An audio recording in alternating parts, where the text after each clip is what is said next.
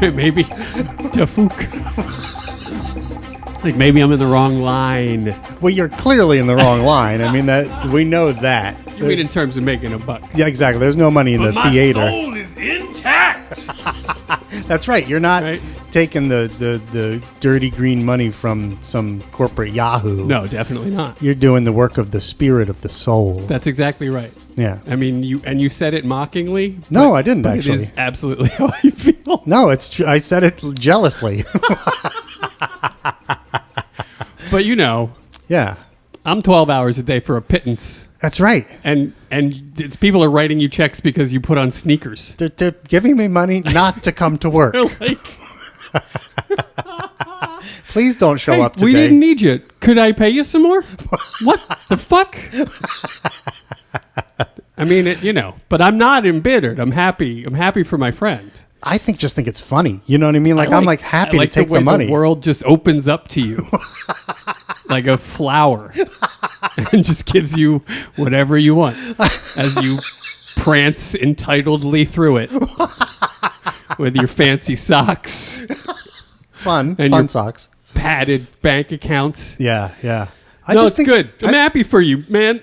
I'm happy to take their money. You know what I mean? Like, because they're only going to do something terrible with it if they don't give it to me. No, for sure. Right? So yeah, give it.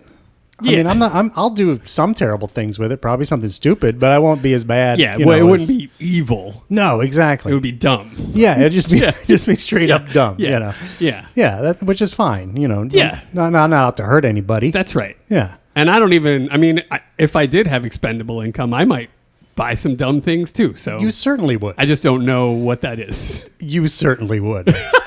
I don't know what it would be either. But looking around this apartment. Yeah, go ahead. What? Speaking of, no, a lot of the things in here are like found items, which is really cool. These are all like memorabilia of my life. Things that you made, things that I've built, that made. Yeah, they were in shows. Awesome. Mm-hmm. Old hardware they don't make anymore, stuff like that. Stuff you've stolen from theaters. Here in Yon. They're just gonna do something evil with it if I don't take it. True, you're absolutely right. Do we really need another production of Jersey Boys? No, certainly not. We do not. Nope, we didn't even need the one. We didn't. No, we could have lived without that. Yeah, we could have. Yeah, for sure. Yeah, but anyway, welcome everyone to Confidentially Speaking. A better way to rip off the people employing you. If only we were employed to do this, that would be something. Well, someday. Maybe. No, that's the thing, right? One of these days, we're going to throw in an ad break. And people are going to be like, oh, shit. Them motherfuckers got legitimized. Monetized, legitimized.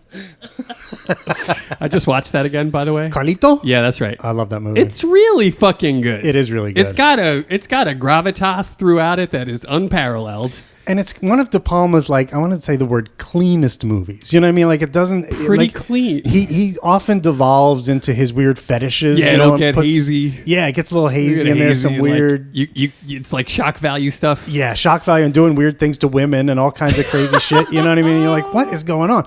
But Gail doesn't really get a bad treatment in that movie. I mean... No. Like any De Palma movie, there's a naked lady in it. Sure. We expect that going in. Sure. But other than that... All glory to Penelope Ann Miller, by the way. Yeah, she's fantastic. Incredible. She was great in the movie. I love her in Awakenings, too. She's so good in that. Like, unbelievable. She plays the young lady Robert De Niro meets in the thing. That's right. This seems like an opportunity zone, though, since we're talking about the great Penelope Ann Miller.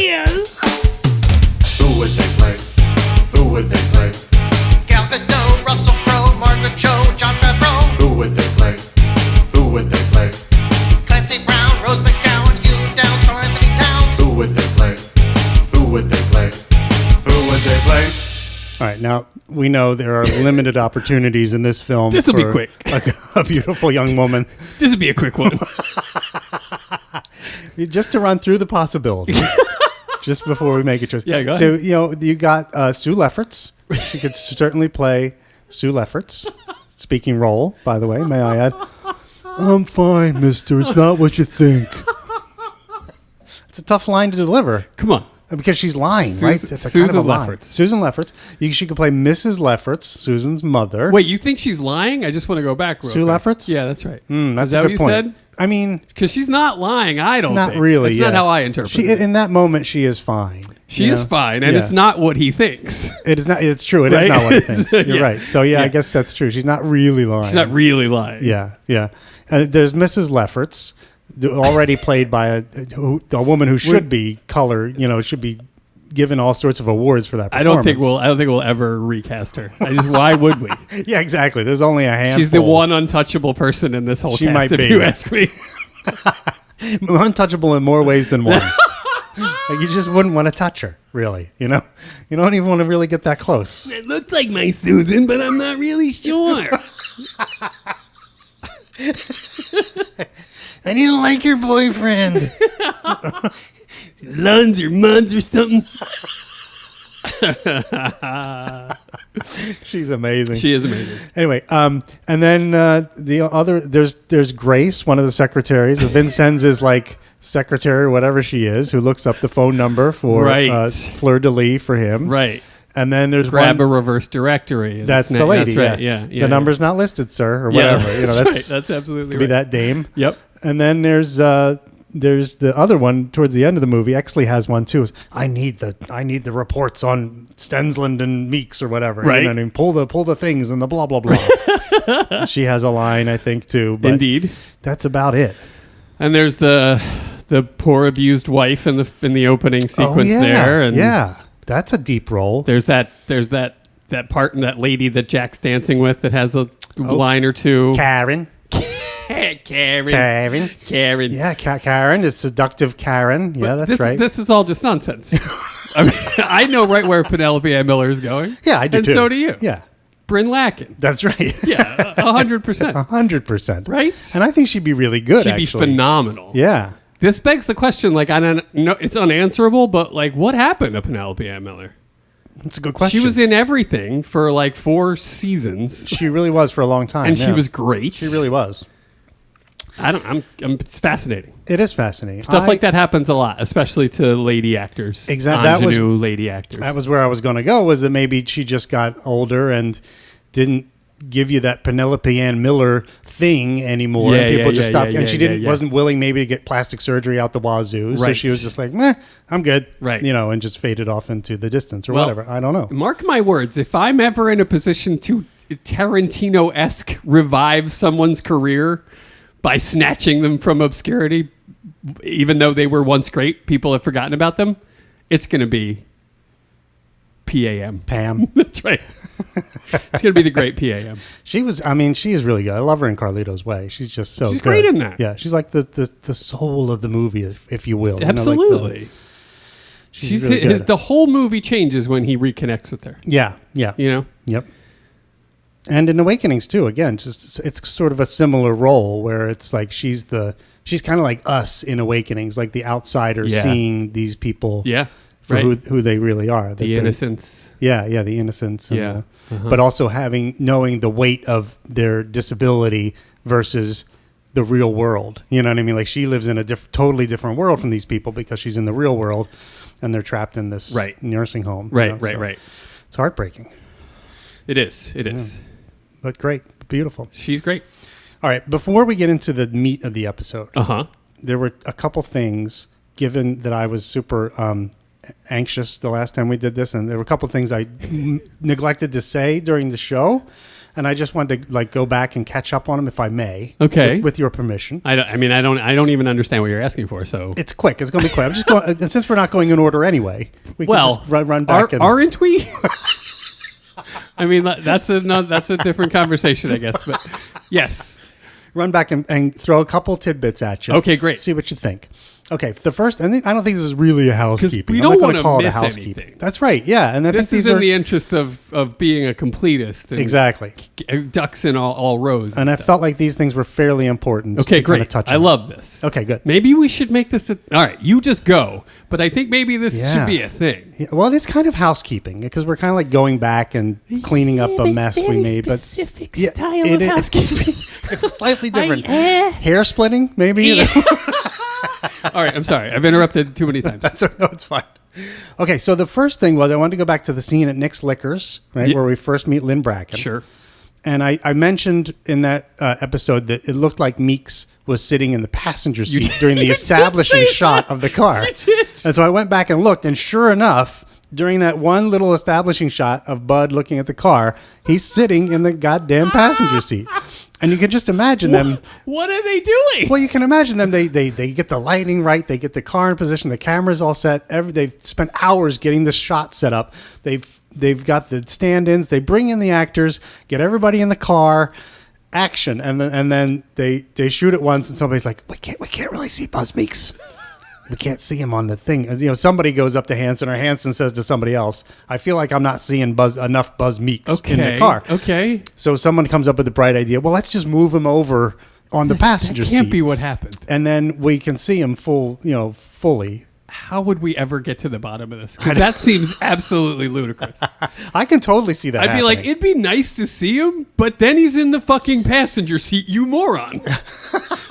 So, well, let's just leave him in the driver's seat, and we'll expose him when we can. Right, seconds from now, we will see him emerge from the car. Exactly. You know, but I can see some. Believe me, I've been on enough productions where some producer comes up and is like, "No, we really got to see him in that gotta first shot. We really want to see that silhouette. Exactly, really the important. whole picture." Exactly. I hope that's not what happened, but you might be right. Somebody, I think. But anyway, and I was thinking also that maybe the justification was like in the 50s. Remember, they had those like bench seats up front. They did. You could just scoot right over. Yeah, there. and people used to scoot out and get out of the car on the passenger side all the time if you were parked in that direction. So if like that was the curb side. Yeah. You see this in movies all the time where they scoot over on the bench and they get out on the curb side of the street. Uh-huh. So maybe I still don't know what he was doing over there, but maybe because they were in like a driveway. Let's, if it's up to us to justify this, since you saw it, and it feels like it is, I think maybe he's just out strolling around, waiting,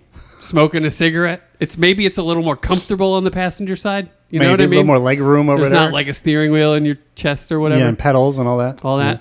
Okay. So Yeah, maybe he was smoking a cig, got in the passenger side, figured he'd wait it out there. Maybe. Because where's Lynn sitting all this? Like, is she in the passenger seat? Like when they all get back She in the had car to have and they been in drive the up. passenger seat. Yeah. You think that's what was I her do. seat? I So do. maybe it was He's just Christmas Eve. keeping it warm. It was cold, or it was already warm. He was a little chilly. And he was like, "Oh, that's all. That seat's already warm." I thought it was more gentlemanly, and he's like, "Well, let me not let that get cold while old Lynn's in the." Could be that You know too. what I mean? Yeah, it could be that too. Or maybe it was like strategic. Like, I'm the gunman. I want to be closer to the action. She Yeah. went into the store. Okay, You know, maybe it's all this. Maybe it's Could just be. like multitasking. yeah. Buzz is way Buzz ahead of Meeks us. is a multitasker. That's what we're learning. I think so. He'll keep a seat warm, protect the car, and then immediately slide over to the driver's side when the camera comes back. Faster than you could imagine. A man of that size and girth being an age, frankly, being able to do. I meant to go back and look at this, and I never did it. I'm sorry I didn't. Well, do I yourself a definitely will. favor. I will. Do yourself a favor and go back and check Okay, that that's one great work, frame. buddy. Yeah, That's great to know. yeah, it is. And I think I know Buzz Meeks had very bad reports on his CO about his stuff. But sliding back and forth on that seat, he must have gotten high marks for that because he's quick. Let's face it. Yeah. Anyway, the other thing I want to As the band Cake taught us, if they taught us anything, baby, I need you here right next to me, not way over in a bucket seat. that's exactly And right. if you don't know the number, check it out. It's great. All right, I don't know that. Stick shifts and safety belts, bucket seats have all got to go. Oh, okay. That's right. All right, then. Because on a bench seat, as you know, your baby can slide right over. That's true. You take a turn at the right angle, and she can't help but slide I don't over. even think, she might want to be there too. I'm imagining a world where the lady I'm with wants to be close. Yeah, well, that would be better. Yeah. You're just taking a right-hand turn real sharp to slide her over there. I've had a couple Against her of bad dates in a big Chevrolet. 1977 Caprice Classic. Oh boy. You can take me home now. Don't stop short. Everybody knows that move. Okay, but anyway, there's one other thing I want to mention on that particular scene. Yeah. Now, we all think and know that Pierce Patchett is a sharp guy, right? Smart businessman, very rich, is investing in the future with the roadways and all that kind of stuff. All that stuff. Keeps out of the way of the cops or keeps the cops greased so he's as not much in trouble. As possible. Yeah. This is a smart character, right? Yeah, he's sharp. Okay, then my question is, why does he bring Sue Lefferts out for a night on the town to Nick's Liquors with a broken nose and 2 black eyes? No. Doesn't that draw attention? No, he's bit? Just picking her up from the surgery. They're on their way home. They're double dipping. Like, while we're out, let's get the stuff. I'm serious. Really? That's what you thought? That's what I think, yeah. She's fresh from the motherfucker. So she's not like woozy or groggy from the doesn't stuff? she seem a little woozy? It's not what you think. I'm fine. I mean, she seems like she might be a little still under the influence of some kind of sleep agent. Maybe she's able to get the window down competently. I mean, she's got the motor skills are there. So I'm not really sure. No, when you fill out the thing at the plastic surgeons and you're like, you won't be able to drive home. You're going to need somebody to do it. She was like, P.S. will do it.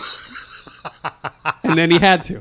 Well, I mean, he set the whole thing up probably with that sleazeball plastic surgeon. That back alley plastic surgeon is. Yeah. Yeah, in the book they described the plastic surgeon, he's a butcher. I bet. Yeah. I bet. Does good work though. Well, off the books, it's hard to get a good guy. Right, you know what I mean? True. That's so true. Okay, so you think it was okay. You don't think that this was going to draw undue attention. I mean, it's a shot I would have taken. Okay. As a sharp guy myself. You think you could handle it as Pierce Patchett. You're like, yeah, I can handle it. I do. Yeah, okay. Yeah. I can talk my way out of it. Yeah, and the odds of it happening are slim. You just run into a Bud White how often in life? Right, because most of the cops probably are in his pocket anyway. Either in his pocket or don't give a shit. Right, exactly. Right? Yeah, and so he can just be like, I'll be going, this is not the bruised woman you're looking for, Jedi mind trick. Exactly. Okay, I got Good question, though. Yeah, I that was sticking in my craw. I like where your head is at. I like where your heart is at. Okay, good. Keep asking them, buddy. Okay. That one feels justified to me. Good. Yeah. I got one more question for you. Okay, great. And this is from the Danny DeVito episode where we talked about Danny DeVito. Fantastic. I felt like we gave him a short shrift a little when we were talking about his career. Probably. We couldn't think of all the great stuff that he was in, but we left a lot on the table. Yeah. But this is what I thought of, which is kind of inspired by the movie Get Shorty, which is, let's say you and I were going to write a movie about Vladimir Putin, and we want Danny DeVito to be the star and play Vladimir Putin. I do love this idea. I do too. So let's say we write it up. The studio loves it. They give us an unlimited budget to go out and make the movie. We send the script to Danny DeVito's agent. He gives it to DeVito. He reads it, and he says, no way. I do not want to get defenestrated. I'm not going to be in this movie under any circumstances. What's your backup plan? Like, there is no second Danny DeVito out there. Like, there's no one else you can possibly get who gives you what Danny DeVito gives you. You got one? I'm going to zag. You zigged, I'm going to zag. Okay, good. Rhea Perlman. Boom. Genius. That's pretty darn good. That's pretty good, right? That is really good. I mean, yeah. Okay. It's 1 and 1A of that person. Her aside, though. Let's say we had to cast a male actor. Like, you can't. There's nobody else. Like, if you were doing a movie, you couldn't get Brad Pitt. You'd be like, that's okay. We can get Clooney. We can get a dozen other guys. You clearly don't know how I feel about Brad Pitt. But, okay, but I take your point. I just want to, I want to get that. I don't want other people to think I also feel like Brad Pitt is easily replaceable. I absolutely do not. I agree. I agree with you. He's not. But I think he's one of my favorites of all time. I think he's highly talented. I think so too. But I feel like if you're casting by type, there are other people, leading men, you could get. Fair. Who would be close. You could get a similar type. Exactly, yeah. But Danny DeVito is so unique. Like, there's no other guy you don't think you could find a little slimy, short, squat guy? Who? Paul Giamatti? Thank you.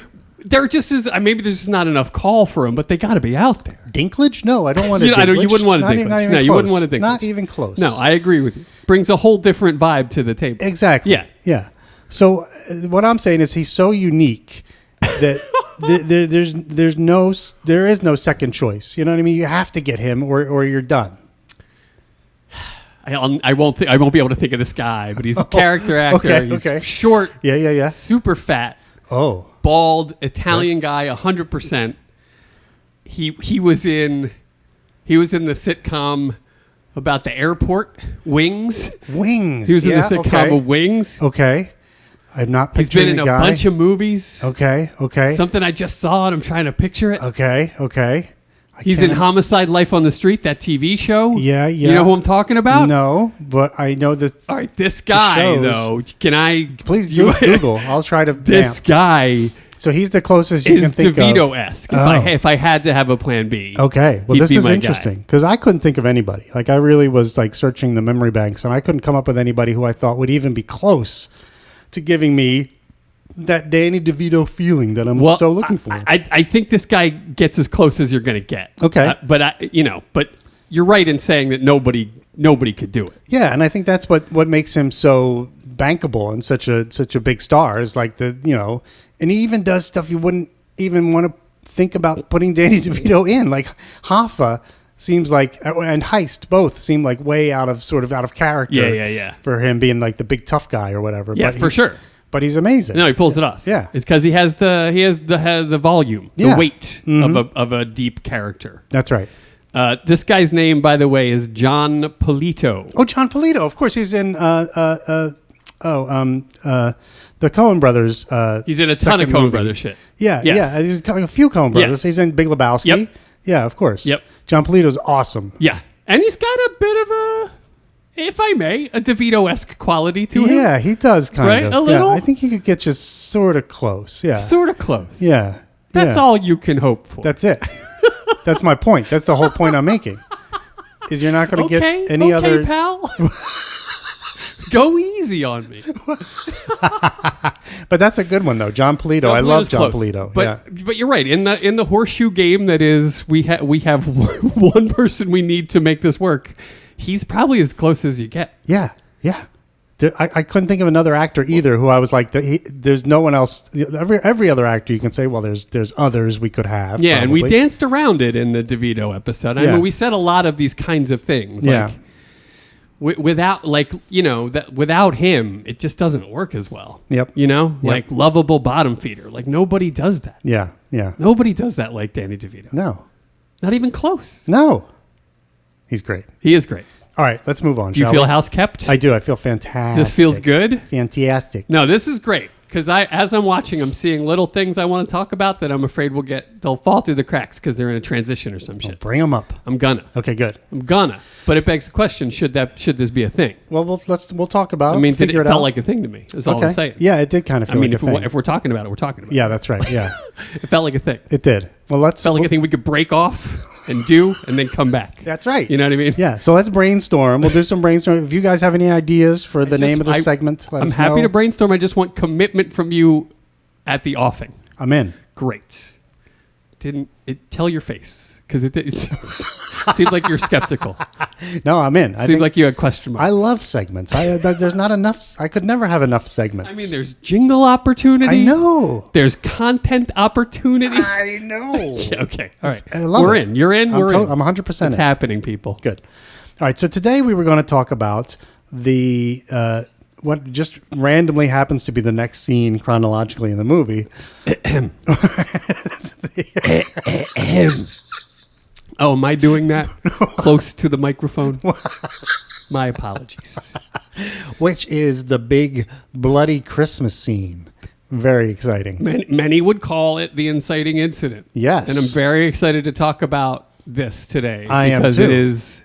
it is sort of the spark that ignites the story. That's right. Yeah. That's absolutely 1,000% right. Yes. It is the inciting incident, what also could be called the catalyst. In Catalyst? Save the Cat, they call this sort of moment the catalyst. Do we want to get into that now? Do you want to talk through Save the Cat? I'm not familiar with this. Oh, I thought I lent you that book. It's a screenwriting book that a guy wrote. You may have. A number of years back in the 90s, I think he wrote it, where he, this guy's name was Blake Snyder, and he came up with this theory that all movies are in some genre, right? And so he created a Simple enough. Yeah, certain number of genres that within each have specific like beats that have to happen in your movie, and They change a little bit across genres, but generally they're the same throughout every Yeah. movie that's ever been You made. feel that. Yeah, you do when feel you it. watch a bunch of movies. Exactly. Like Yeah. at the 30-minute mark in every movie, something happens that Right. changes the story and the hero's life forever. That's and right. Blah, blah, blah, blah, That's blah. right. And this is one of those moments, too. The catalyst. For sure. Is one that sort of is, like you said, the explosion, the spark that kind of gets the story rolling. Really propels us through it. Yeah, it's something that always happens in Act 1. I think Blake Snyder says it has to happen on page 12 Right. of your screenplay if you're Okay. writing. He's one Okay. of those kind of things. All right. And I have a little definition of it here from Save the Cat. Let me see if I can find it in my notes. Here we go. The catalyst is the life-changing moment that happens to the hero and sets the story in motion. The catalyst provides that initial shove onto the story roller coaster. Ah. Which I thought was a nice way of putting it, the initial shove. The onto initial story roller shove, coaster. yeah. For example, in Star Wars, when Luke Skywalker stumbles upon the recording of Princess Leia, Yeah. and he sees her say, "Please, Obi-Wan Kenobi, you're my only hope." Yeah. And that's the thing that sort of starts to get him thinking, maybe I should leave the farm and go out and explore and save the princess or whatever. That's right. That's one example. That is a good. No, that's a good example. It is. It's a classic one. Like, can we talk about how whiny Luke Skywalker is? Sure. In all of those scenes, but that one in particular. But he must go. R2. But he must go to Tashi Station, and he must get those power converters. It's very, very important. I was going to go to Tashi Station and pick up some power. Yeah, he's very whiny. But all through that, I mean, he sees the beautiful visage of a Princess Leia, and he just gets extra whiny about not being able to replay the message. yeah, right. Sure, He's that's just right. like, Where'd she go? no, R2. It's really funny. Yeah, it is. It is funny. He It is is. very whiny. Yeah. Yeah. I mean, the kid was like 18 when he played the part or whatever. 18 you or know, something. 19 Now he was or older. something. 19? 19 or 20. maybe, Yeah, right there. He was young, though. He Yeah, was. for sure. He So- was. And we were all whiny at that And age. Let's face it. No, in so many ways, Mark Hamill works, and I wouldn't change a goddamn thing, Mark Hamill. Don't God, no. don't listen to the haters. Previously, me, like 7 seconds ago. Speaking of Mark Hamill. Oh. Who would they play? Who would they play? Ricky Jay, Tina Fey, Marvin Gaye, and FM Ray. Who would they play? Who would they play? Roger Moore, Zsa Gabor, Pauly Shore, Tupac Shakur. Who would they play? Who would they play? Who would they play? Oh, Mark Hamill. This guy, known for Star Wars, of course. Of course. But did have quite a cool career afterwards, after a while, not right away. He Sure. was, doing Star Wars, cons for a long time. You do the cons, man. But then he got into voiceovers. Yeah, he sure did. And became one of the a big way, all-time, yeah. one of the big voiceover artists, around. Yes, indeed. Playing the Joker in all those Batman cartoons That's and right. stuff. The maniacal Joker. Yeah, yeah. Which that's a casting you wouldn't think of, right? wouldn't, no. So maybe there's a role here. You wouldn't. Maybe one's really obvious, but maybe there's something not so obvious where you might want to take your pencil and write in Mark Hamill. What are we talking about? Star Wars era Mark Hamill? Oh, that's a good question. I mean, I guess we could just pick, right? Yeah, you can pick any era Mark Hamill, I guess. Yeah. Uh-huh. Yeah. I mean, This is good. This is good. It is good. He could go a lot of places. you really could.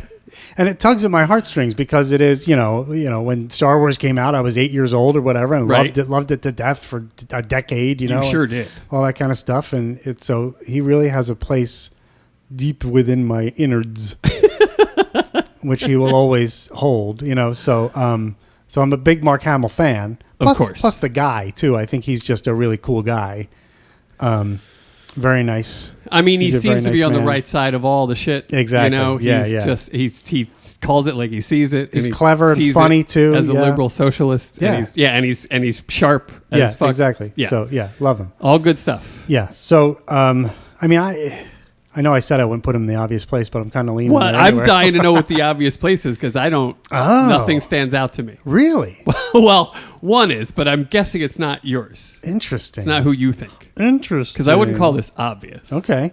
Well, and my initial gut reaction was Exley, because I think of that. I always think of him as a young, bright-eyed kind of guy Yeah. with glasses on some of the time. Right.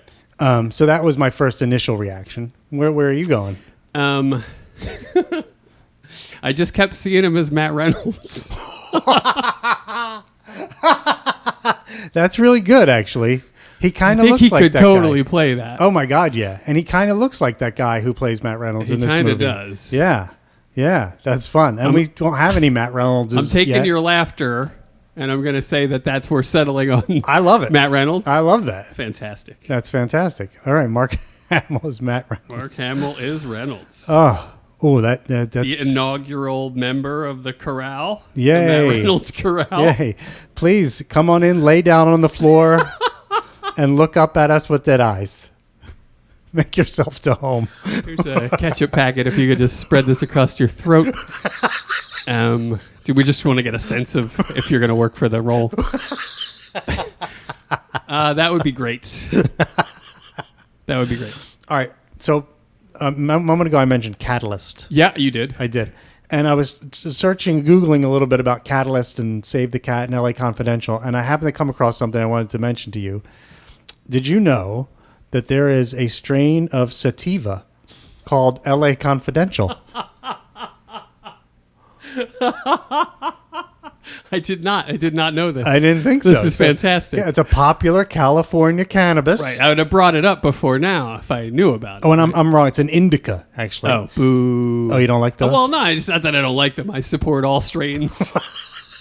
It's just not for me. Oh, okay. I prefer a sativa. Oh, it's less exciting then for you. A little bit, yeah. But it tastes and smells like sweet and spicy pine with a skunky and earthy undertone. You see what I'm saying? When cultivated well, this strain's buds are various shades of green, teal, and sometimes purple, with frosty patches of crystal trichomes. Trichomes? Yeah, What are those? trichomes. Okay, good. So you see, it has a lot to do with LA Confidential because first it's named LA Confidential and it has buds. So I just wanted to throw that in there. It's true. That is a long bit of runway for the bud joke. I mean, I hadn't thought of that before. It just came up. we do have a big old bud, though. We do have a Big old crusty bud. Speaking of big old bud, Yeah. in the beginning of the scene, he pulls up to the station house, Hollywood Station. That's right. With a back seat full of drunks and liquor. Good segue, man. Yeah, totally. Totally. And we see Sten's in the back seat, and an already drunk cop stumbles out of Hollywood Station. They're all so drunk. What took you, Sten's? It took you, Stans. And I haven't thought about this. My partner stopped to help a damsel in distress? Yep. Right? Yep. Is the answer? Yep. That took what, like 4 minutes? Oh, to stop and help the damsel? Yeah. Well, the liquor store stop actually took longer, didn't it? That's what I'm saying. They had to do that anyway. Yeah. He's blaming them being late on that 4 minute interval. With the wife beater. Yeah. Yeah. No. Stensland. No. I think Stens was off doing other nonsense. I think, yeah, that's right. And Right? I think Sten's probably passed out during a good portion of all those things. So he doesn't know how long it's been anyway. Right. So I don't know. Yeah. And they were waiting a long time at Nick's Liquors. I mean, Bud Waiting is a long sitting there time. reading a magazine, standing around, waiting for Nick to put the stuff in the box and everything, you know? I don't know. It's not like that took a long time, right? Yeah, no. And Bud, Like if I was coming to you and I'd be like, I'm leaving now, and I stopped to beat up a wife beater and like stood on the thing and just like ruined something in the yard, so he came out and then just beat him down and handcuffed him. yeah. Got back in the car, you wouldn't know that I stopped to do that. That's true. You wouldn't be like, what took you, Zumbo? He's very efficient. Bud White is very efficient beating up wife beaters. Does not take him long. Well, it's down to a science, you know? That's right, It's yeah. the 10,000 hours theory. That's right. Yeah. He's been doing it a while. He has. He's Yeah. good at it. And Yeah. speaking of which, I just noticed this yesterday in my watching of this segment. When they're stopped outside the station there, Stens gets out first to get the liquor. He does. And Bud is sitting in the front seat going through his little black book Who's next? of who's next, or he's like I making noticed notes or what. this. Yeah. Like, Yeah. okay, Yeah. who's Yeah. next on the list? Yeah, I love that. I think that's great. brilliant. That's great. Yeah. So they get out. The damsel in distress thing happens. His priorities are all screwed up. Yeah, right. Right. Which is dumb, Stensland. I mean, Stensland. Right. Yeah. Stensland. Come on. Up to his old tricks again, is Bud. And so then they head off into the station with the liquor. That's right. And then we see Exley inside on the phone. He hangs up the phone. And then I think there's a cool little camera move where he hears, I guess, Vincennes coming in with Hollywood Jack. With Matt and Tammy. That's right. And he turns to see what's happening. And the camera sort of follows his gaze as it pans left to pick up Jack coming into the station. I thought that was a very cool, really great little camera move. Really great camera move there. Yeah. And no, I agree. And you're right. Exley's on the phone. Yeah. And I wondered in the last watch through who's he on the phone with? Yeah. What's he doing? Yeah, of course. Yeah. You know what I mean? I think, and there's in this same Is scene. he setting up Operation Hide Lil Ed? You know what I mean? Is that a booty call? Is he trying to set up some action for later? Who knows? I don't know. I don't know. You never know with You never- Exley. Yeah. He could be just calling somebody, telling them what a great job he's doing. You know, hey, everything's good down here at Hollywood Station.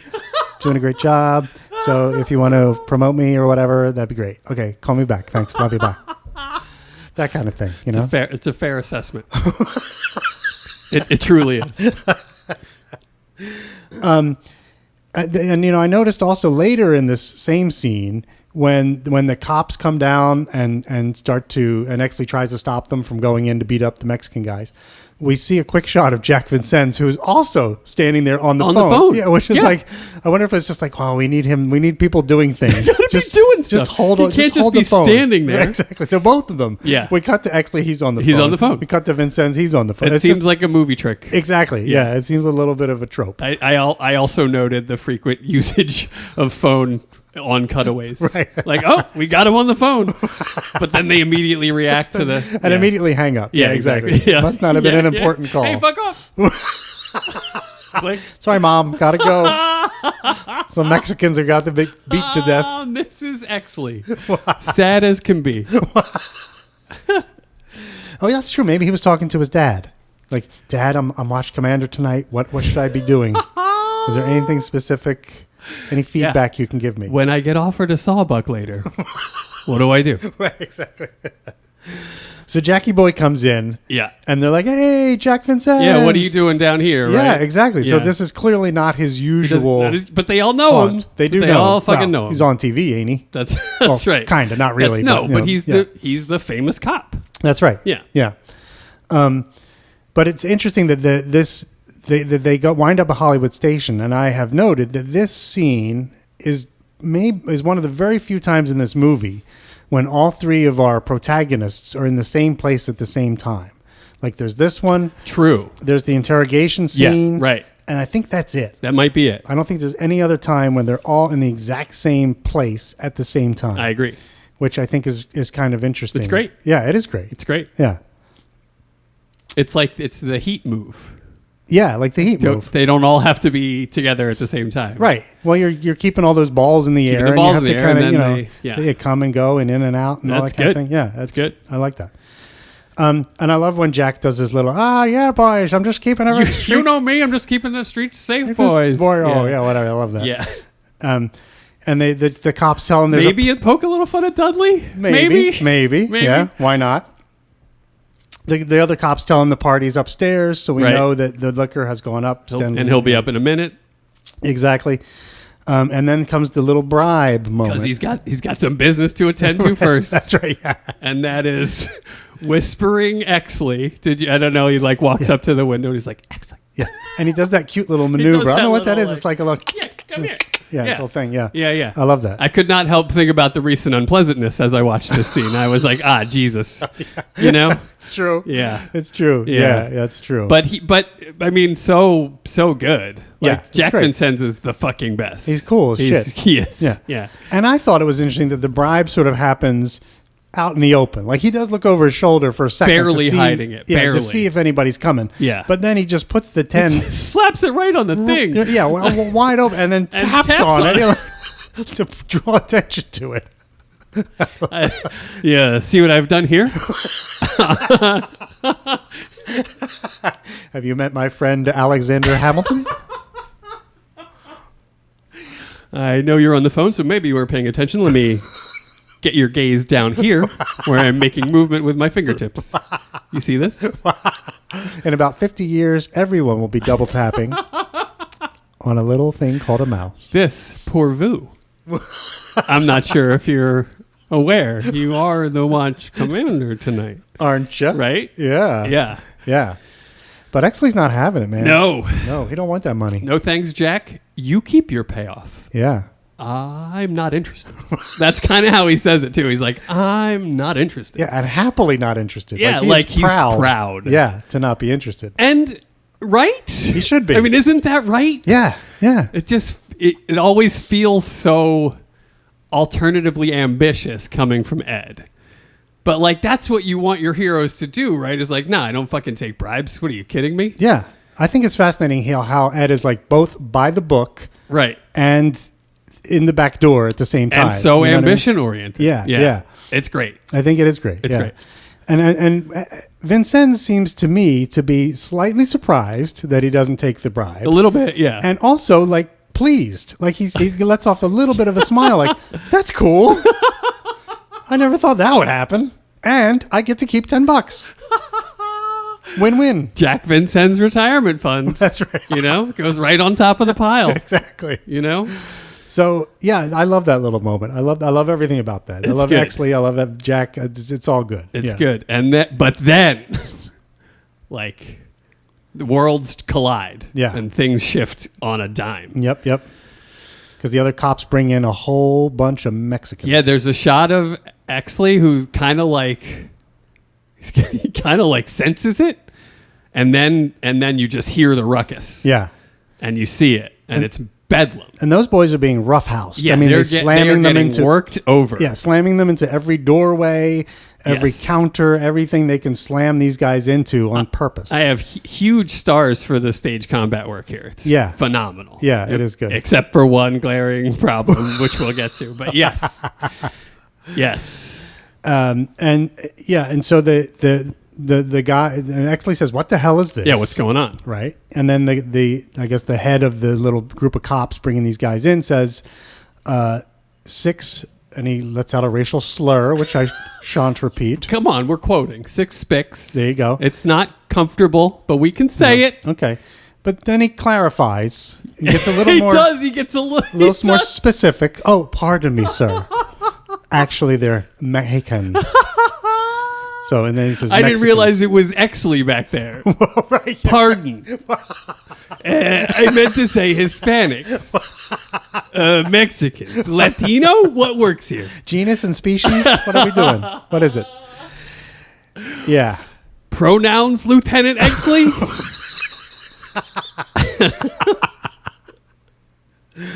So, yeah, these are the Mexicans who supposedly roughed up Helenowski and Brown. Yes. Their colleague cops who had some sort of a dust-up with these dudes. Perfectly named. Brown and Helenowski and Brown. It's so good. It's just so good. And they're actually named after the two guys who were involved in the real Bloody Christmas. Yes, I read that. And their names were... Go ahead. He can do what he's going to do. I'm going to do it, too. It's right there. It's right It there. is. There we right go. There he's Their got it. actual names were Julius Trojanowski and Nelson Brownson. Brownson and Trojanowski. Brownson and Trojanowski. Trojanowski and Brownson. Well, Brown and Helenowski, way better. Way better. Way better. That was a big improvement. Way better. Yeah. Why let the facts get in the way of a good story, right? Way better. Yeah. And so now the rumors immediately start. Like the first thing that happens is Vincennes is like, "Hey, I heard that 6 pints of blood and a coma." Yeah, exactly. And then Edley corrects him. Yeah, for sure. And says, no, it's like, what did he say? Bruises and pulled muscles. Yeah, exactly. He filled out the report. They Yeah, were that's bruised right. And they have That's pulled right. muscles. That's Yeah. all. They're home resting comfortably. That's not what I heard. Exactly. Yeah, which is far more important. Yeah, as exactly. we know in the Exactly. world of, and even today, that's still the thing. Well, I read Even online. more so, probably. Yeah, I right? read online. Blah blah blah. Yeah. You No, know what I I'm mean? holding the factual evidence in my hands. You can hold it. Please take it. And you'll still get like, that's not what I heard. Right. Exactly. Yeah. I did my own research on this. And I'm here to tell you. I don't know anything about what you have in your hands that's an actual answer to anything, but I read something else. Right, exactly. It's crazy. It is crazy. It's awful. And so Exley's like, all right, fine. And trying to keep things cool, trying to keep the night going, keep things efficient. He's like, all right, get these guys booked and in the lockup, and that'll be that. We'll be good. Yeah, he tries to keep things sophisticated. Yep. Business let's as usual. just get back to work. Yeah, exactly. Let's just process these guys like we would any other guys. Like a good watch commander should. Right? One of the best to ever Seriously. watch command. Yeah, if you were going to give some young kid his first shot at watch commanding, it would be Exley. I'd be like checking if he could do it next week on Thursday too. I'm like, are you available when Helenowski needs the night off? Yeah, you know what I mean? When the married guys are back from Christmas Eve. Yeah, exactly. Yeah, that'd be great. So then we start to get a look at what's going on upstairs. And it's an immediate cut to what is setting the tone for the rest of the night. Right. It is empty. Stens is emptying 2 bottles of liquor into the nog. Right. One clear, one brown is all we really know, but probably whiskey and vodka. Yeah, that sounds right. Yeah. Yeah. Do you have brands? Any brands in mind? I tried. I looked at the bottles real close. I paused and everything, but I wasn't able to make anything. I think they purposefully obscured any particular branding. You wouldn't want to have to keep that in the movie unless you're getting paid for it. Yeah, right? So, exactly. But would you cast, I know you like to cast liquor in some of these movies that we do. So if you were casting a clear and a brown in this situation, what would be your choices? Yeah, well, be? Tito's handmade vodka would be the vodka for the nog. Would be the nodka. That's what you would drink. What would they drink in 1950s? Like an old Stoli. Some Stoli. Yeah, okay, Stoli. And then the brown is probably a Scotch because it looked like it was on the lighter side. So that would probably be something like a Chivas. Like a blended Scotch. Okay. Like a Chivas Regal. Chivas, very regal. Yeah. All right, it good. comes with a little purple velour thing sometimes during the holidays. Oh, that's the Crown Royal, right? That's Crown Royal, but Chivas Regal also does a little cape on their bottle. Okay, gotcha. It's a cape. Forgive me, I wasn't aware of the cape. It's yeah, it's very regal. Nice. That is King's Cape. That makes perfect sense. Yeah, see? Oh, You see what cool. they did there? I do. I like that. That's really good. Somebody over there at Chivas is pretty damn smart. Their marketing. And I got to say, Stensland's face, when we do see it, Let's talk about it. Of him pouring the liquor into the thing, is fucking maniacal. He's so excited to get into it. But I don't understand. He's already drunk. Like, how much drunker is this going to get him? I don't know how to explain it to you. Like, you can be drunk and then the party's starting and then you're like, sweet. Everybody's going to get more drunk. And I feel like he's happy because, like, he's bringing the party. He's sharing that feeling with everyone else by pouring the liquor into the nog. Yeah. Like, he's helping to create the party. He is. Yeah. He's the wellspring of the abuse that happens later. Yeah, he brought it all the happens liquor. there. That's right. Yeah. He's the one who and brought like the you liquor. said, before they even got back with this batch, there was obviously a batch they had all gone through already. Yeah. They were all wasted before that liquor got there. Yeah, they're all pretty sweaty and drooly. But and stuff. for the indictment later, it needs to be noted that those two brought the liquor to the party. But those cops were all fucking ripped. Yeah. Way before that liquor got brought their private stash. Exactly. Like Stens has on him or whatever. Yeah, totally. Yeah. But boy, that look on his face is just... He does look pretty evil now that you mention it. He's crazed. Yeah. He's kind of like there's a cartoon with the weasel. There's like an old Warner Brothers cartoon with a weasel. And he kind of looks like that. I can you know see what I mean? Yeah. He looks maniacal. He really does. He's crazy. I had always chalked that up to dependency, but I like where your head is. Like maybe he's just looking to mix it up. Yeah. You know? That or he's whatever, kind of a bad dude. He is. As we find out in moments. Yeah, exactly. And so he's pouring the liquor, and drunk cop number 1, who met them at the car door earlier, tells them now that Helenowski and Brown are like another rumor. Now Helenowski lost an eye, and Brown is dead. They're reading him practically dead. They're reading him his last rites. It's like, how does? I mean, I know that happens. People exaggerate when they're sharing stories and the telephone game and all that kind of thing. For sure. But he calls them taco vendors, right? This guy, taco vendor. That's the guy in the screenplay. Yeah, the taco vendor guy. Yeah. In the screenplay I have, it says taco benders with a B, which I thought was very weird. But he's clearly saying vendors. It sounds like vendors to me. Yeah. And it makes more sense to me too. Yeah. I think that guy knocked it out of the park, by the way. He did. To get his 2 lines, and he's fantastic. His stat line is he played 4 minutes, went 3 for 3 from downtown, 2 assists, took a charge. He was amazing. He took a charge. Took a charge. He put his body on the line. He did. He made his sacrifices. He did. And we didn't need much of him. We played 4 minutes. Yeah. But 3 for 3 from downtown in 4 minutes? That's 9 points. 9 points. And he took a charge. He was getting after it. He really was. Both sides of the ball, this guy. Loved him. He's great. Loved him. I really did. I thought he was amazing. Yeah, he is good. He gives quite a performance. He and he definitely reeks of like, like drunk, lazy. You could smell cop the drunk guy. on that guy. Yeah, he was really good. Yeah. And like incompetent cop too. Like without question. You get all of that from him. Without question. Yeah. Without question. He's great. And I did notice the music they're playing in the background of this little scene is like a jazzy version of Jingle Bells. Right. A little like Henny It's Young. very party-ish. Benny Goodman? Benny Goodman sort of. Henny Youngman. So yeah, Benny. My wife filled in a form. Anyway. It's a good mashup. Yeah. Benny Goodman sort of like clarinet style sort of thing. Yeah. Jingle Bells. Yeah. Yeah, it was good. It is good. And what you said, what was the upping of the whisper down the lane was in now lost an eye. Helenowski lost an eye. Lost and an they're eye. reading Brown his last rites.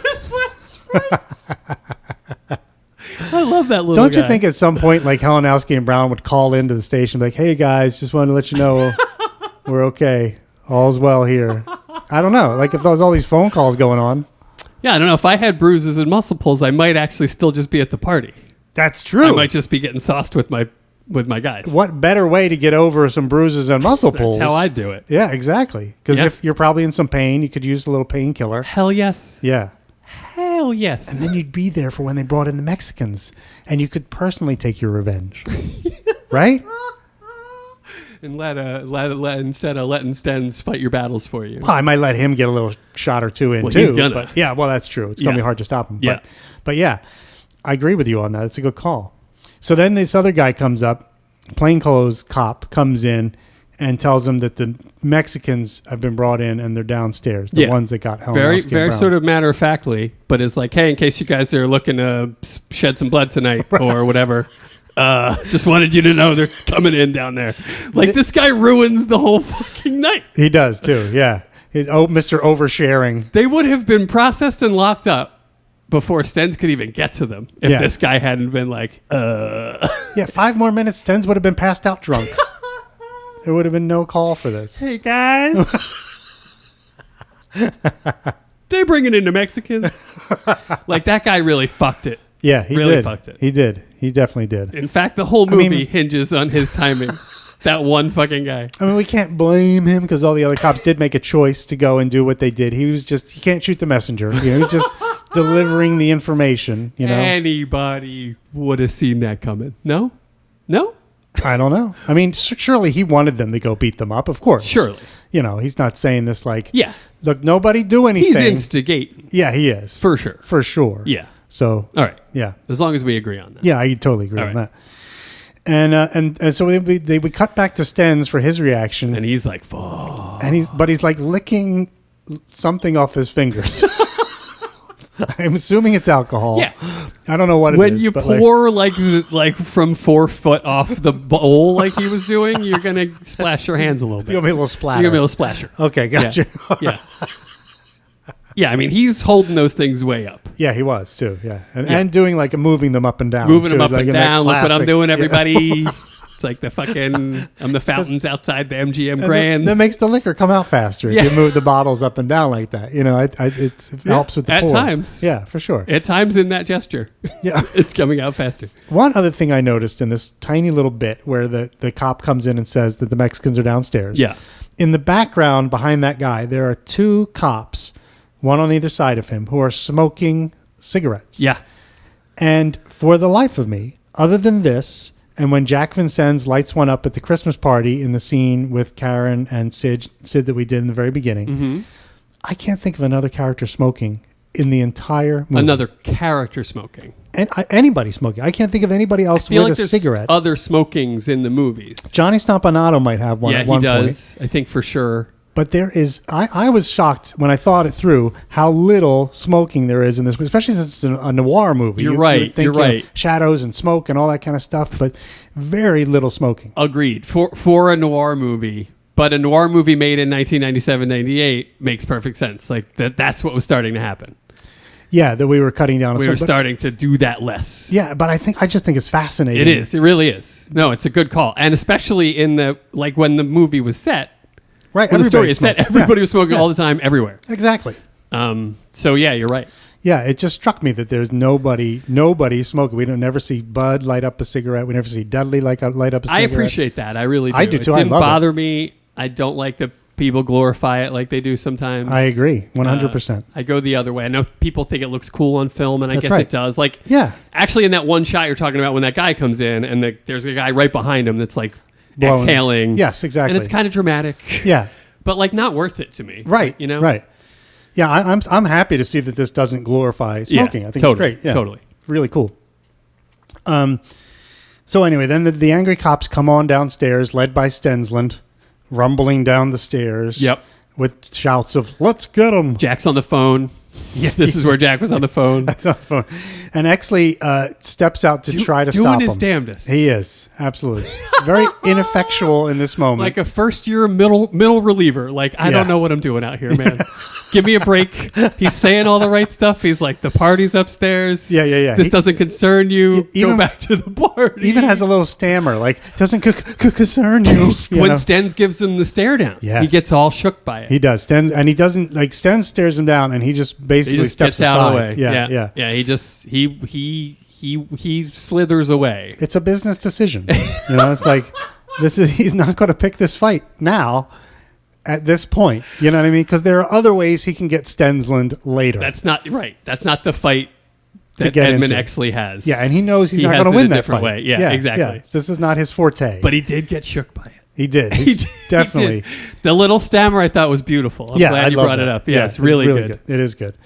And there's a line that was cut from the movie that's in the old screenplay version I have that Stensland said Give it to me. after he dispatches with Exley with a stare. Yeah. And Stensland says, "Fucking Exley, guy couldn't stop milk from going bad,"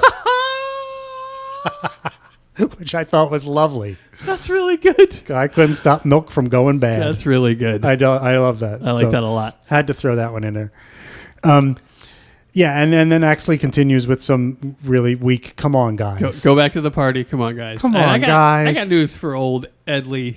That party is moving. There is no party to go back to. That's right. The entire party is now in motion.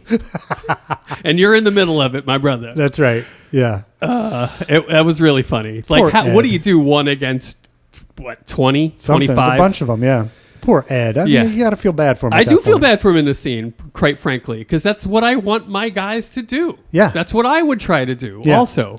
Yep. But at some point you go like, no, I did what I could. It's true. Exley is such an interesting character because we said like before, he doesn't want to take the bribe. He will not take the bribe. Right. Which is a plus. We like him for that. Right? Huge. We love him. Huge for that. Here, he's trying to break up this fight. He's trying to keep those guys from going in and doing anything. Thumbs up. We love that. Don't beat up Hispanics based on hearsay. Yeah, exactly. Please. Yeah, yes, exactly. Let justice be done properly. You don't Right. take justice into your own hands. Right, Right. right. We love that from him. We do. And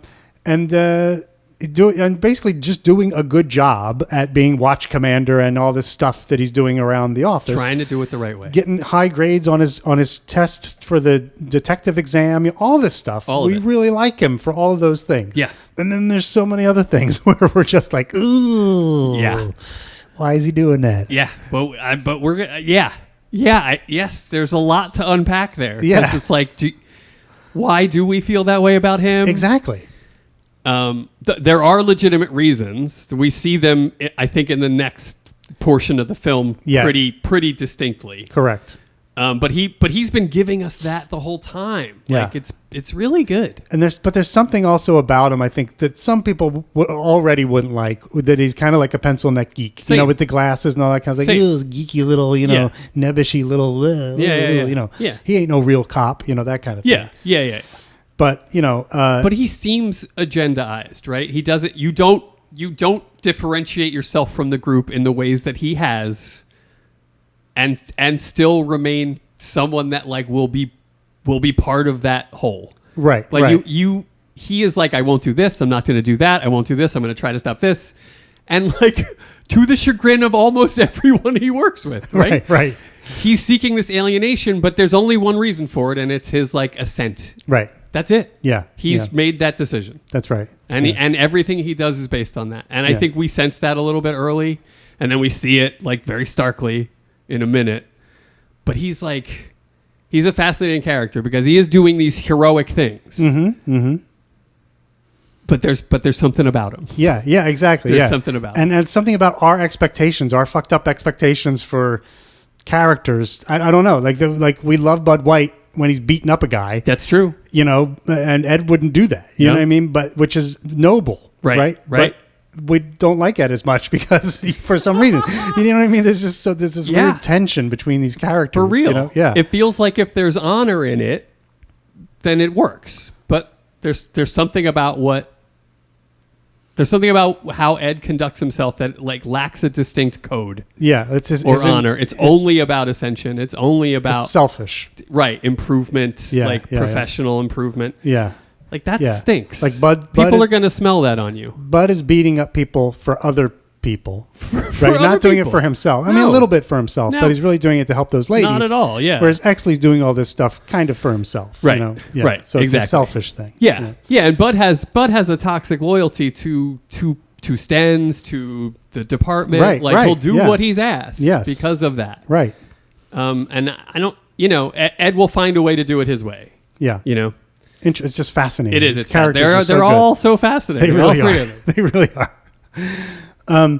Okay, so Jack's watching on the phone, as you said, and then that nosy photographer and news guy. Right when all the hubbub starts happening down the corridor. Yeah, they come out of the back room. Out they come like, well, it's the holidays, so I just want to get one more. Like, oh. Wait a minute, those guys are still here? What? And there's like a rabble. Yeah, they're for like sure. They're like rhubarb rutabaga. Yeah, They're like they sense it. Yeah, there's some unrest. There's a story here. You can tell. Yeah, you can tell. So Scoop Baker and whatever. They get right over little there. photog go over and they get right over there. The photog is like, let's go. Yeah, yeah, he is. He's excited. Yeah. And then meanwhile, we cut up to upstairs where Bud is diligently, look like a good boy, diligently doing his work. You know, he's got the typewriter. He's writing up his little report on the guy beat up, or he's sending a letter to the parole officer or something. We don't know exactly what he's typing up. Right. But he's up there, you know, hunting and pecking on a typewriter. He sure is. Doing some kind of actual police work. Yes. While everyone else is, you know, doing whatever. Right. So that's another plus for Bud. You know what I mean? Like that he's banging away, two chubby fingers. That's right. Just hunting and pecking away on that fucking typewriter. Not worried at all about getting to the party. Wasn't going to be involved. Stuff. Probably was going to swing by. Yeah, for sure. You Get know, a drink have or a two. drink. Yeah. But diligently doing his proper thing. Yeah. You know, doing his work, which I think is very admirable. It's true. It's true. And then, of course, Jack comes in and says, hey, White, better get a leash on your partner before he kills somebody. It's ominous. It is ominous. It's ominous. And it's I read something earlier this morning that Russell Crowe said in like the DVD commentary for LA Confidential that he was disappointed he didn't get to do more scenes with Kevin Spacey. I guess he didn't talk to Russell Crowe about it very much, or to what's his name? Ouch. What's his name about it very much, but but Russell Crowe was disappointed he didn't get to work with Spacey much because this is really like the only scene they have together. They don't. There's not a lot of time together. No, they don't do anything really. So, I thought that was an interesting point that he made that he would have enjoyed having a nice juicy scene with Spacey, and that never happened. Yeah, my head is swimming about what that could have been, or what. You know, what do they have to get to together? You know what I mean? Yeah. Well, in the book, there's a big scene. Give it to me. There's a big scene. I think it takes place in a hospital room. I can't remember who's in the hospital, but somebody's in the hospital, and the three heroes are all together in that hospital room, and they each share the like evidence they've gathered through their investigations of the Night Owl and Dudley and everything else, and they realize that Dudley is the one behind everything, and they make a plan to go out and bring him down. Yeah. Like that could have been a cool scene had Totally. Vincennes not been dead. Totally. You know what I mean? Yeah. But that's just the way it worked out in this movie, and it's super cool the way it works out. So I can't complain. There's no complaining. But So that is why we won't hear it. no, we won't. We won't. But that's the only thing I could think of. If it was something later in the movie where the three of them get together and share their intel, and, Right. Kind Have a of- little catch up. Yeah, exactly. Yeah. So, but Okay. other than that, yeah. All right. Anyway, so Bud gets up and starts to head to He the does. thing. He hops too. He knows Stenz is a hothead. Yeah. He's but- like, oh shit, and he's probably been drinking. yeah, exactly. Let me go save this guy. Yeah, again. yeah. He knows. Yeah, exactly. But by that time, sweaty old Stenz is already much. into the lockup, looking to spill some spicy Mexican blood. Let me just pause here before we get into it. Please do. With Stenz. Okay. Played by Graham Beckel. Graham Beckel, the great Graham Beckel. Well, I can't remember it ever being in anything else. I'm sure he was, but I'm sure he was too, right? Like, well, we could get into it, but I think he's great. yeah, I got no complaints with Isn't Graham he Beckel. great? Yeah, for sure. I'd say movie wide, right up to the death. 22 points, 9 of 12 shooting in 27 minutes, 7 boards, 3 assists, 0 turnovers, used all 6 fouls. He used all six, so he fouled out. That's right. After 22 minutes. Yeah, but right at the end. Yeah. Like he knew he needed to take one to get to sit down. So he used it. Needed a rest. Yeah, okay, that's gotcha. right. Yeah, I Yeah. gotcha. Yeah. That's good. I really think he brought it. yeah. Oh my God. He Yeah. came. He's really good. That guy's good. Yeah, he is good. Right? Yeah. He Maniacal, jolly, drunk, like you a name it. little sketchy. A little sketchy. Yeah. He gives it to you. Yeah. There's a mystery there we're not quite sure about. I love that guy. Yeah, he does a great job. And I thought because the way they shot this could have gotten really out of hand, but he is horrifying. Yeah. Like he really truly is.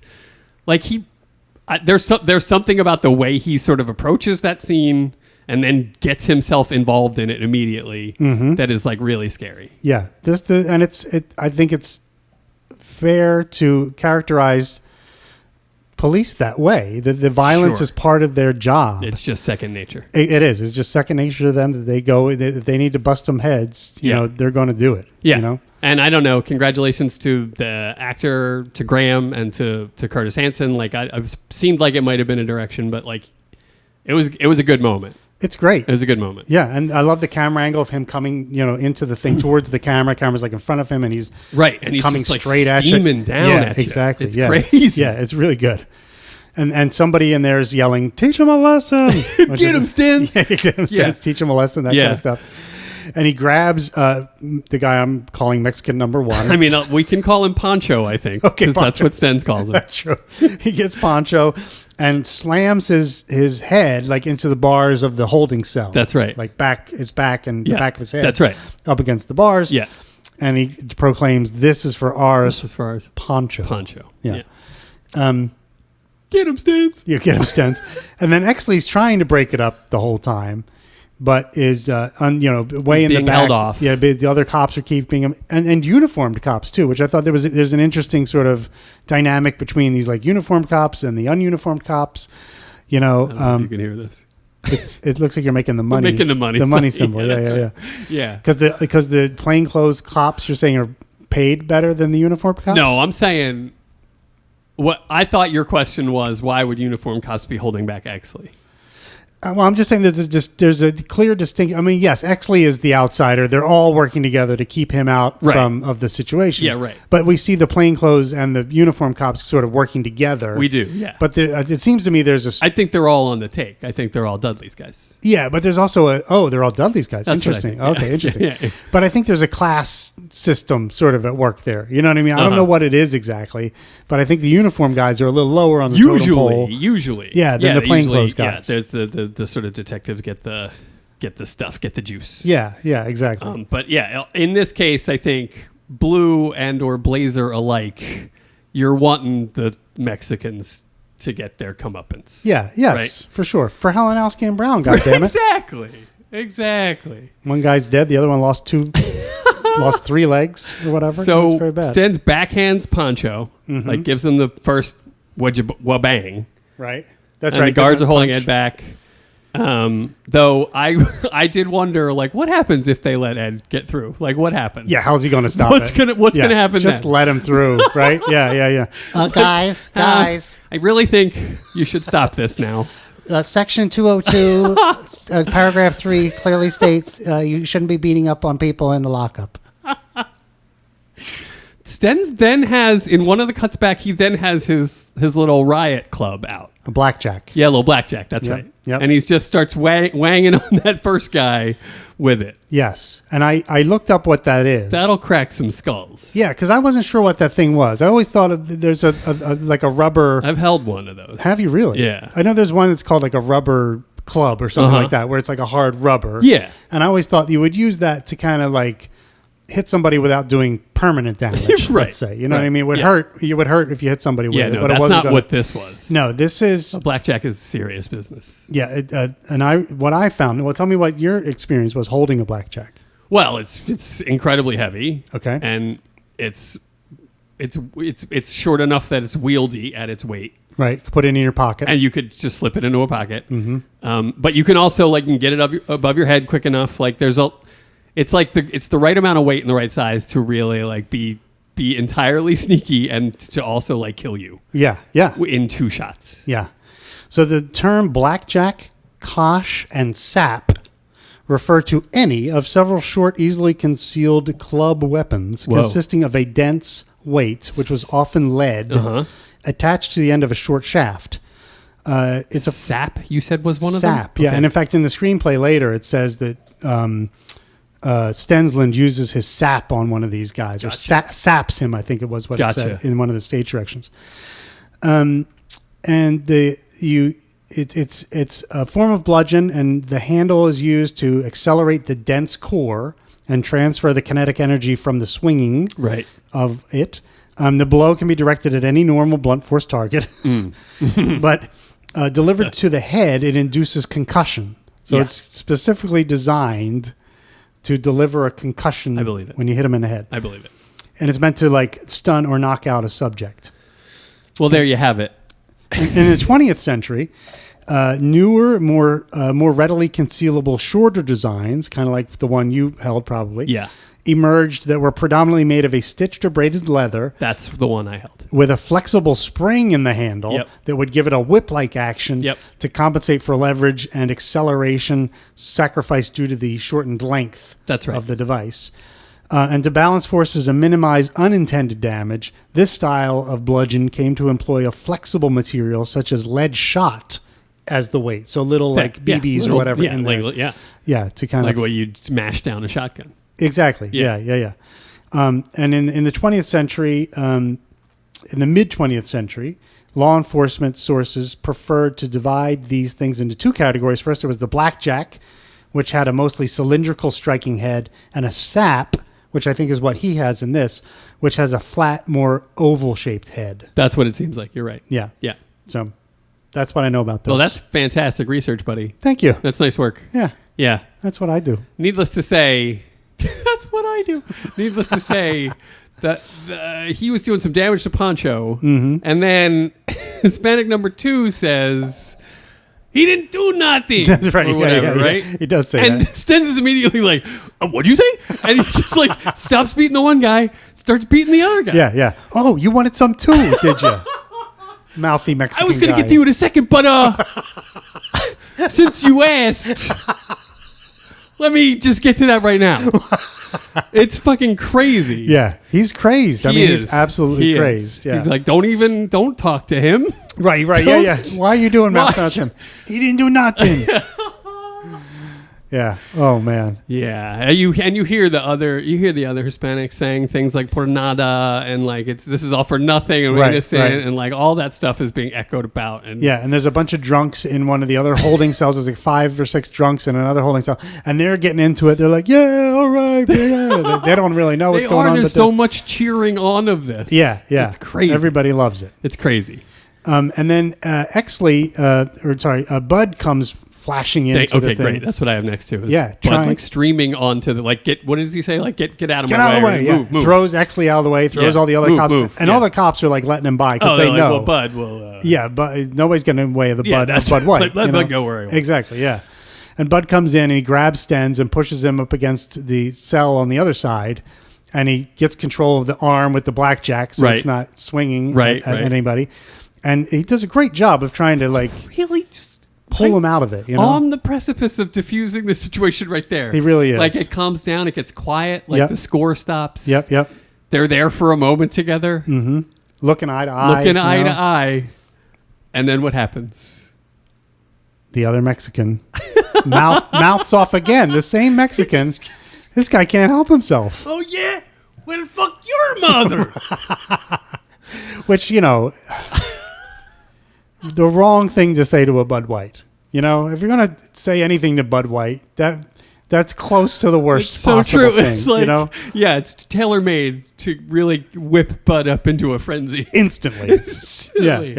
Yeah. And you mentioned the score, Yeah. which is interesting because there's music here in this scene, scary like violin. Scary violence, music. like screeches, and yeah. And this is the very first time we hear any of the score in the movie. We're 15 minutes in, and this is Right. the first time we hear any Jerry Goldsmith Right. music in the movie. So It's I just wanted to it's point just that all out. been like playback and songs. and Exactly. stuff. Yeah, exactly. You're right. Yeah, and it starts like even when Jack V is runs to get Bud White and he's standing in the office, it starts like there's like a lone violin Yeah, like- note that is like carrying through that, and it's really spooky. Yeah, a haunting drone. Really kind of thing. spooky. Yeah. Well, yeah, that's well put.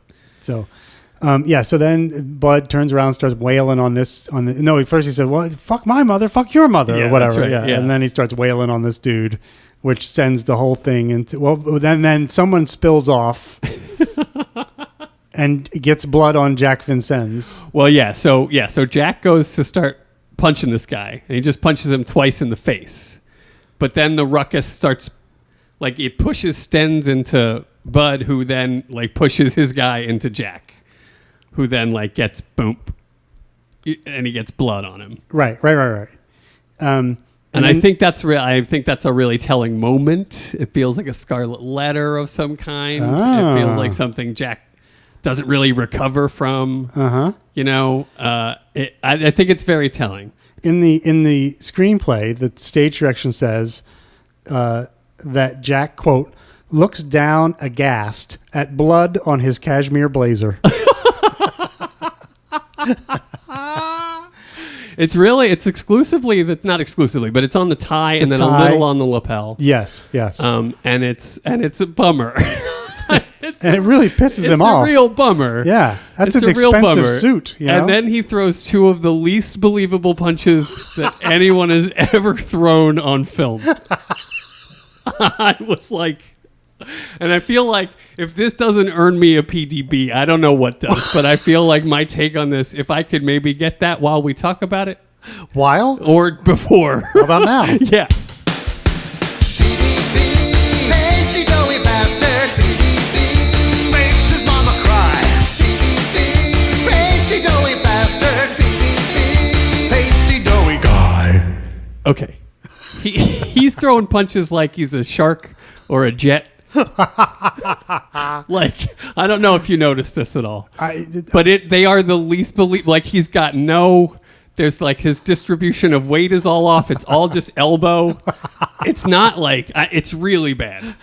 And then to follow up on it, he does this move where when he's exiting. So after he throws the punches, he wants to get out of there, and he's kind of maneuvering past the other cops. Right, he is. Holding his right fist. Have you seen that? Where Yeah. he's like, "Oh my Yeah. poor little hand."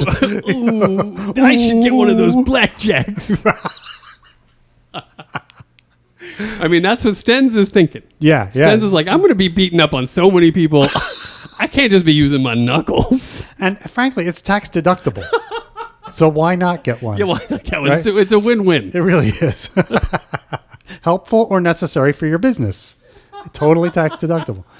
But I love that Spacey's like holding his hand as he's like slinking out the back. He is on the side He there. is. I love. He's that. like, I'm not cut out for this. No. This is not what I do. Yeah, I'm Jack Vincennes. This is not what I do. I don't do this. Yeah. Yeah. So I encourage listeners to check out the two punches from Jack from Sons because they're really funny. They're really funny. And one, this isn't even close. Oh. It's like they were like, hey, good enough, Right, Kevin. right. Nice work today. I don't know. Hit the showers, kid. You know, I mean, No, I don't want to come with you. What are you talking about? No. What? Ew. Meanwhile, Exley's being shoved into the storeroom. Yeah. Oh, And, yes, he is. Yeah, I feel bad for Exley during this whole thing. And for some reason, there's a window there, so we get to see him like screaming, silently screaming from inside. Banging on the Yeah. glass. You're all going in my report. Which is fun times. It has real like kid getting stuffed into a locker energy. Yeah, it definitely You know, does. it's like it's that again. Yeah. It probably happened to young Edmund. Right. Now it's happening to adult Edmund. Yeah, that's right. And meanwhile, the photographer and the reporter sneak in the back too. They So do. they've got access, which leads to the famous photograph To boom. that they get the flash and boom.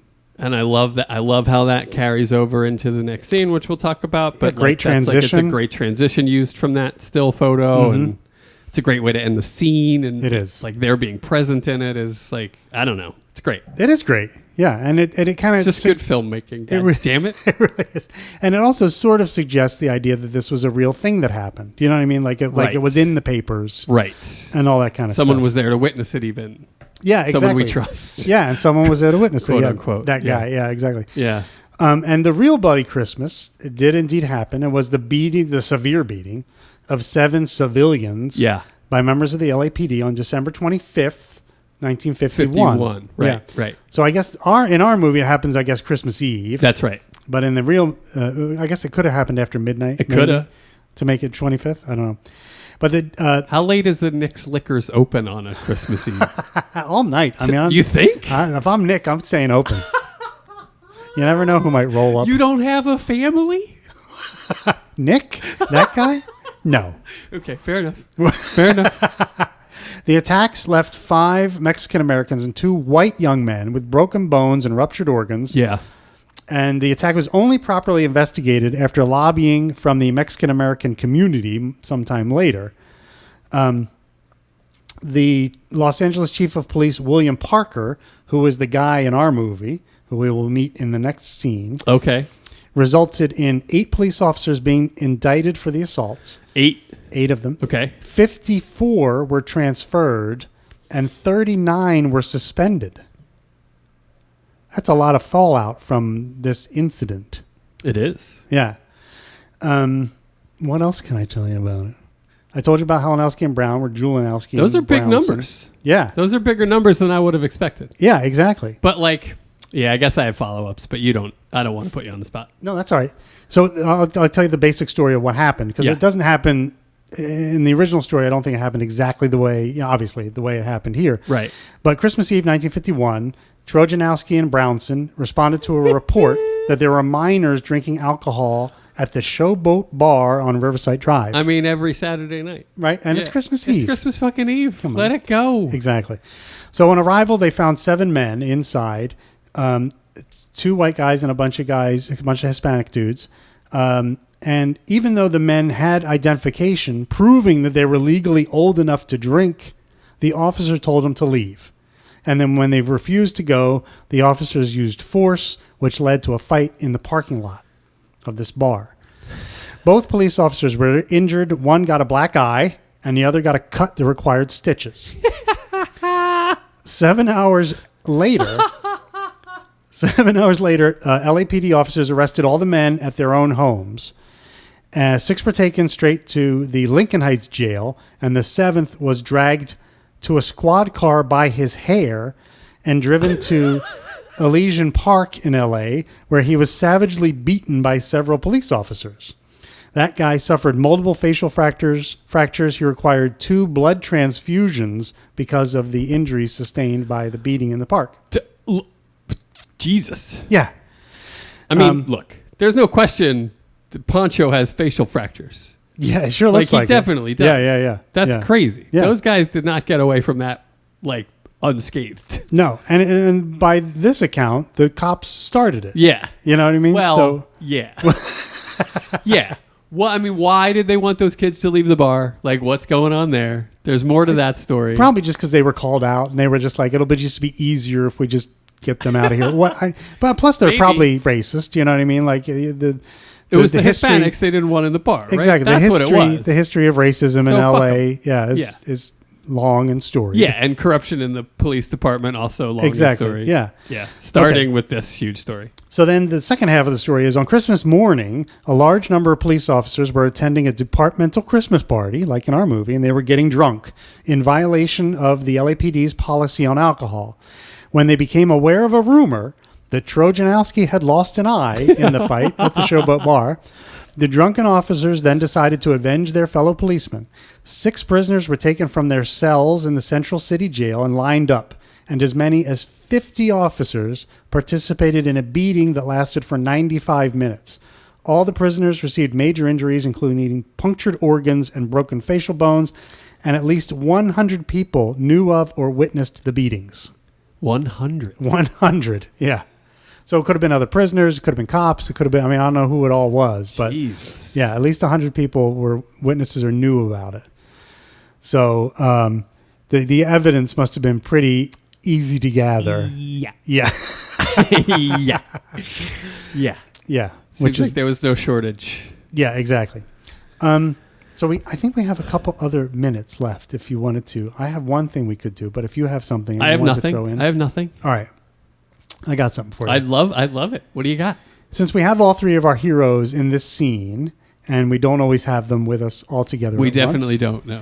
I thought this might be a good opportunity to do something we like to call They Come in Threes. They come in threes, they come in threes, and suit our main characters to varying degrees. From stooges to little pigs to the fucking Bee Gees. Watch out, they come in threes.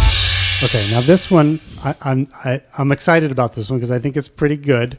It's not like a bullshit one like Manny Moe and Jack or, Snap, Crackle, and Pop. Oh, okay. Something like that. This All one, right, I feel like you're taking swings. Are you taking I'm swings? taking a swing at this me? one. No, not at you. Okay. No. All right. No, I love those too. Don't get me wrong. all right. I think that those are really fun. But this one I think is a little deeper and may even contribute to further enjoyment of the movie after we've discussed it. Ooh. And the 3 things that we're going to line up with our 3 heroes are Can't wait. past, present, and future. How do you like that? And I don't think it could be much clearer No, about it's pretty clear to me. who is each one. I didn't hesitate for one moment. Right? Yeah. Isn't this fascinating? It is fun. Yeah, it's fun. It's fun. All right, so let's start with which one do you want to start with? You can pick one. Well, yeah, we'll go, We'll go chronologically. Well, we don't like to do that on this show, but I guess we can in this case. We don't like to say we're doing it. We love to do it. We just don't want to say it. Okay. All right, so past. Who you got for past? Well, the past is clear. It's Jackie Vincennes. Oh. Uh-oh. Uh-oh. Uh-oh. Uh-oh. We're talking about the 3, right? Yeah, the 3. Okay. How is it not Jack Vincennes? Well, tell me about how it is Jack Vincennes. Well, he's been around the longest. Okay. He's the connection to the sort of older school of the police officer. He knows of him. That guy, Buzz Meeks? Buzz. Of him, yeah. He's that guy, Okay. He's the connection to the old school ways. All right. He's not part of the change. Okay. I saw it as Bud White because he's haunted by his past. He He is haunted only by his thinks past. about the past. Fascinating. That the past is what his past is what drives him to do everything that he does. Okay.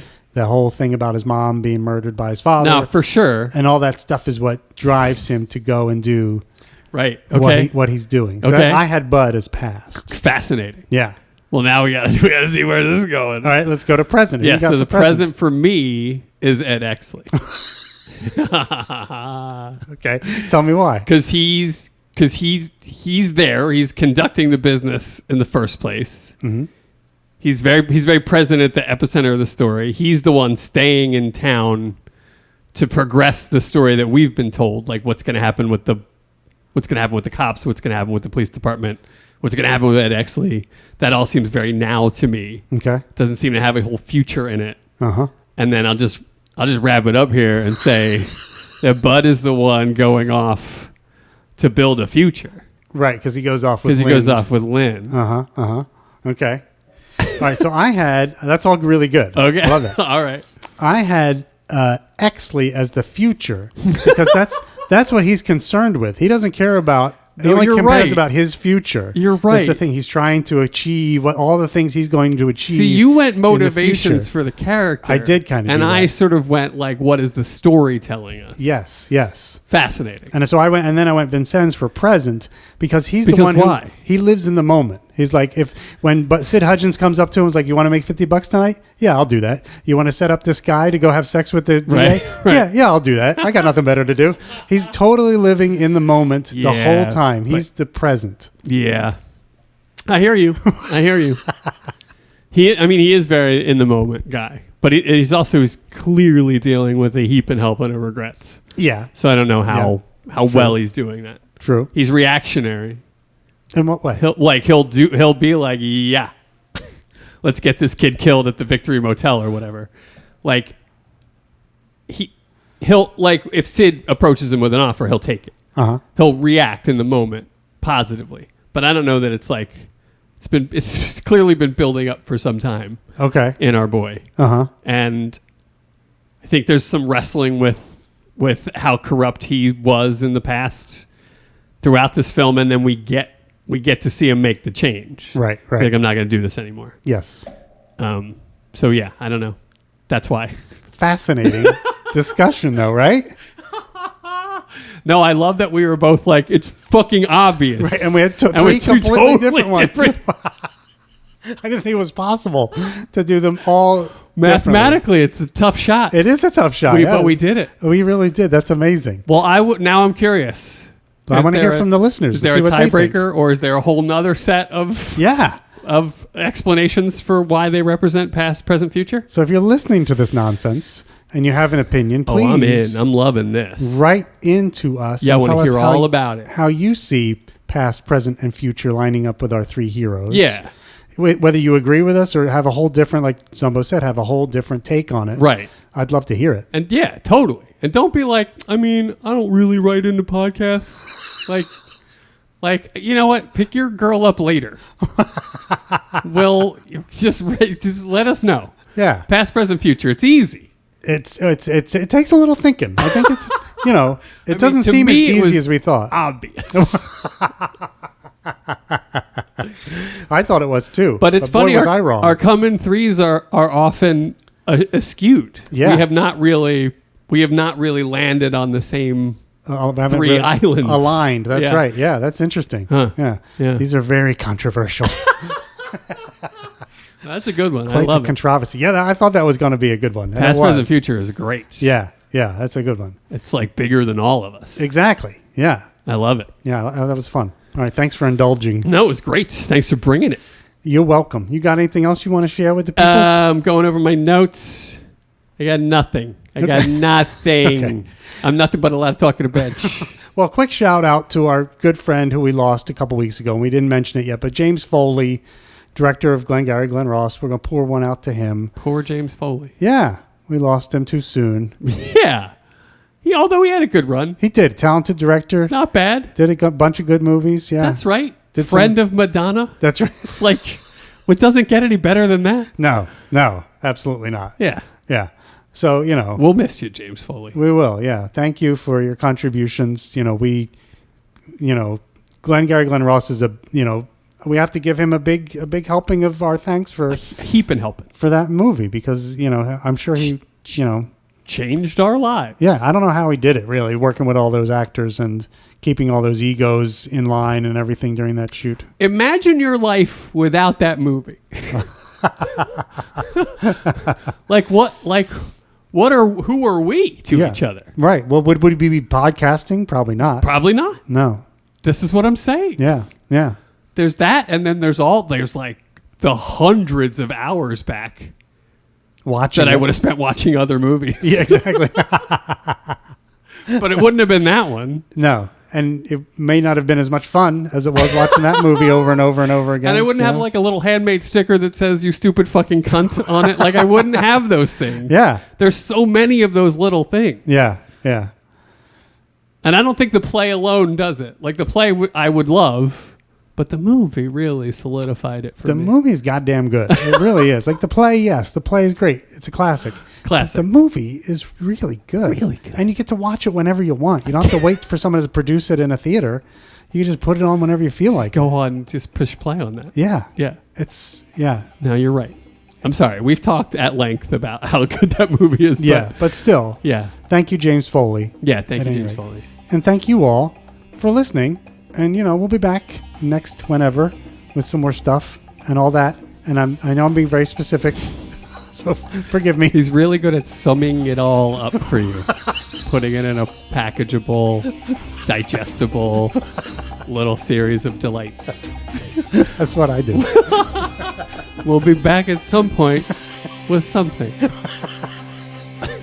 And if we're not, then we won't be. And we won't be. Right, exactly. It's true. But anyway, thanks, everybody. Yeah, it's fun. Yeah, it is. Bye. Bye-bye.